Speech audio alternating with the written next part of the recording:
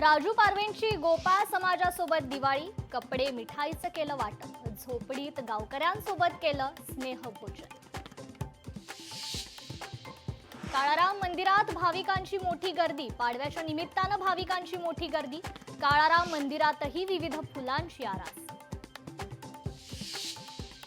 पंढरपूरमध्ये भाविकांची मोठी मांदियाळी, दिवाळी पाडव्यानिमित्त भाविकांची गर्दी, विठुरायाच्या दर्शनाला मोठी गर्दी.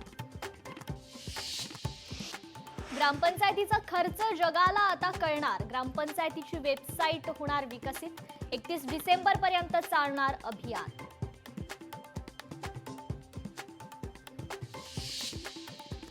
दिवाळी पाडव्यानिमित्त अनेक मंदिरात गर्दी, श्रीमंत दगडूशेठ मंदिरात विद्युत रोषणाई, मंदिर परिसरात सुद्धा फुलांची आरास. पाडव्यानिमित्त उद्योजक व्यावसायिकांकडून पाडवा पूजन, उद्योग व्यवसायाचं आणि यंत्राचं पूजन करत व्यापाऱ्यांच्या नववर्षाला सुरुवात. हळदीला 17,800 प्रति क्विंटल दर, सांगलीत हळदीचे सौदे पार पडले. मुंबईत यंदा फटाक्यांची विक्रमी विक्री, 4 दिवसात फोडले 8,000 कोटींचे फटाके. फटाक्यांमुळे मुंबईतील प्रदूषण अत्यंत घातक पातळीवर.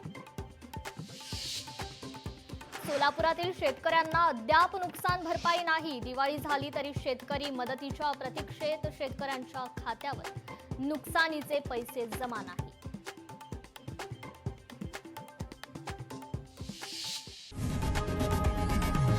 लोकशाही मराठी ऐका, पहा, जागरूक रहा.